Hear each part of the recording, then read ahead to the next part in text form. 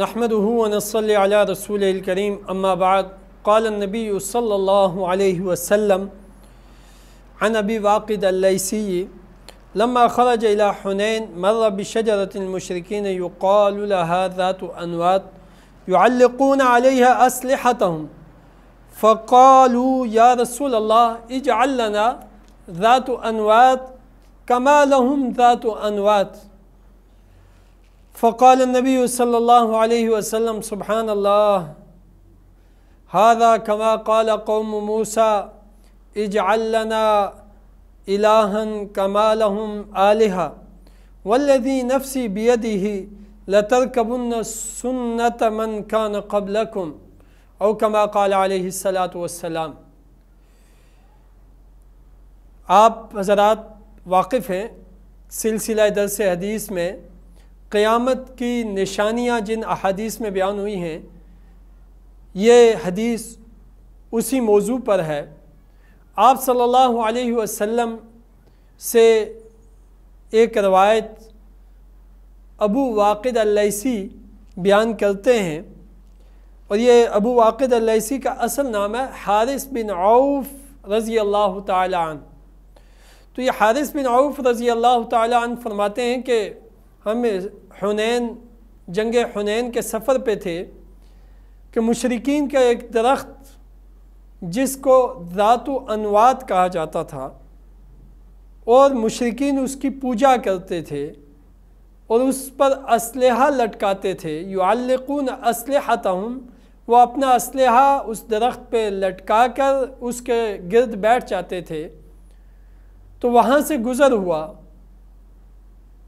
تو کسی نے یا کچھ لوگوں نے آپ صلی اللہ علیہ وسلم سے کہا کہ یا رسول اللہ، ہمارے لیے بھی کوئی ذات و انوات جیسا درخت ہو جائے، یعنی جیسے مشرکین کے لیے یہ علامتی عبادت ہے تو کوئی ہمارے لیے بھی تجویز ہو جائے۔ آپ صلی اللہ علیہ وسلم نے تعجب سے فرمایا سبحان اللہ، یہ تو ایسی بات ہے جیسے حضرت موسیٰ کی قوم نے یہ الفاظ کہے تھے۔ قرآن کی آیت ہے اجعل لنا الہا کما لہم آلہہ، اے موسیٰ ہمارے لیے بھی کوئی الہ تجویز کر دیجئے، کوئی معبود تجویز کر دیجئے جیسے ان مشرکین کے معبود ہیں۔ پھر آپ صلی اللہ علیہ وسلم نے فرمایا سنو، اس وقت تک قیامت نہیں آئے گی، والذی نفسی بیدی، وہ ذات جس کے قبضہ قدرت میں میری جان ہے، قسم اس ذات کی کہ تم ضرور ان لوگوں کے راستوں پر چلو گے جو تم سے پہلے گزر چکے۔ اس حدیث کا کیا مطلب ہے؟ بڑا واضح ہے کہ پہلی قومیں تباہ ہوئی تو ہر قوم میں کوئی نہ کوئی جرم تھا، اور بعض جرائم بہت ہی زیادہ واضح تھے۔ ان جرائم کی وجہ سے ان پہ اللہ کے عذاب آئے۔ قوم لوط، وہ ہم جنس پرستی، یعنی مردوں کی مردوں سے شادی، عورتوں کی عورتوں سے شادی، جو آج یورپ کا ایک بہت بڑی تحریک ان کی بن چکی ہے کہ وہ دنیا کو ایسی گندگی میں مبتلا کریں۔ قوم لوط میں یہ گناہ تھا، اس لیے قوم لوط پر عذاب آیا۔ قوم شعیب میں مالیاتی کرپشن، ناپ تول میں تجارتی کرپشن جسے کہتے ہیں، ناپ و تول میں کمی زیادتی کرنا اور دھوکہ دینا، ملاوٹ کرنا، یہ وہ گناہ تھے جس سے قوم شعیب تباہ ہوئی۔ اسی طرح حضرت موسیٰ علیہ السلام کی قوم، وہ ایسے ہی شرک کا مطالبہ کرتے اور شرک کی طرف رغبت رکھتے رکھتے تباہ ہو گئی۔ تو مختلف اقوام کی مختلف حالات قرآن نے ذکر کیے ہیں۔ کوئی زکوٰۃ نہ دینے کی وجہ سے، غرباء پر مال نہ خرچ کرنے کی وجہ سے تباہ ہوئی۔ تو ایسے تمام وہ گناہ جو پہلی قوموں میں تھے، جو ان کی تباہی کا باعث بنے، کہیں زنا تھا، کہیں ہم جنس پرستی تھی، کہیں مالیاتی کرپشن تھی، کہیں قتل و غارت تھی، کہیں ظلم و زیادتی تھی، تو آپ صلی اللہ علیہ وسلم نے یہ ارشاد فرمایا کہ تم لوگ تب جا کر قیامت کے منہ میں جاؤ گے جب تم بھی پہلی قوموں جیسے گناہوں میں مبتلا ہو جاؤ گے۔ اب اس سے یہ بات بھی سمجھ میں آئی کہ گمراہیاں اور گناہ ہر زمانے کے مشترکہ ہوتے ہیں، ایک ہی جیسے ہوتے ہیں، ان کی عملی شکل مختلف ہو جاتی ہے، لیکن اس کی اصل حقیقت گناہ کی ایک ہی رہتی ہے۔ جیسے ہمارے زمانے میں بے حیائی اور زنا اور فحاشی یہ پھیل رہی، تو اس کا انداز ٹی وی کے ذریعے ہے، یوٹیوب کے ذریعے ہے، مختلف میڈیا چینلز کے ذریعے ہے۔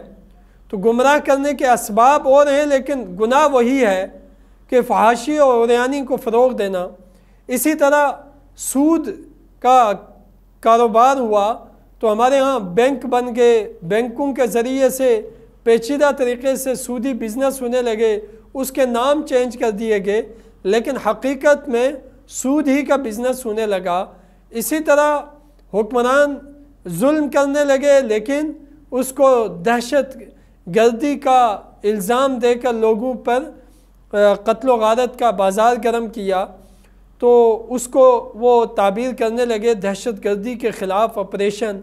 تو یہ جو اس طرح کے جرائم ہیں کہ ظلم کرنے کے مختلف اسباب، زنا میں مبتلا کرنے کے مختلف طریقے، تو جرائم وہی ہیں۔ اب حضور صلی اللہ علیہ وسلم نے اس صحابی کے کہنے پر ایسا نہیں کیا کہ آپ نے ان کے لیے کوئی درخت تجویز کر دیا ہو کہ بھائی جیسے مشرکین اس درخت کی پرست و پوجا کرتے ہیں، آپ کے لیے یہ درخت، آپ نے ایسا نہیں کیا، بلکہ آپ نے اس بیماری سے واقف کیا کہ یہ تباہی کی طرف سفر کرتے ہوئے تم ایسے ہی باتیں کرو گے۔ لہٰذا یہ سمجھ لو کہ جب تم پہلی قوموں کے گناہوں کو دہراؤ گے تو تب تمہاری حالت گمراہی کی ہوگی اور اللہ کی پکڑ کی ہوگی۔ تو یہ بھی قیامت کی نشانیوں میں سے ایک نشانی ہے، اور یہ نشانی بڑے پیمانے پہ پائی جاتی ہے۔ ہمیں حتی المقدور اپنے آپ کو بچانا چاہیے کہ یہ اللہ کی ناراضگی کا باعث ہوگی، یہ اللہ رب العزت کی پکڑ کا باعث ہوگی، یہ اللہ تعالیٰ کے ساتھ جنگ سمجھی جائے گی۔ اس لیے پہلی قوموں کے جو گناہ ہیں ان سے اپنے آپ کو دور رکھنا، یہ ہمیں ترغیب اور یہ درس ملتا ہے۔ وآخر دعوانا ان الحمد للہ رب العالمین۔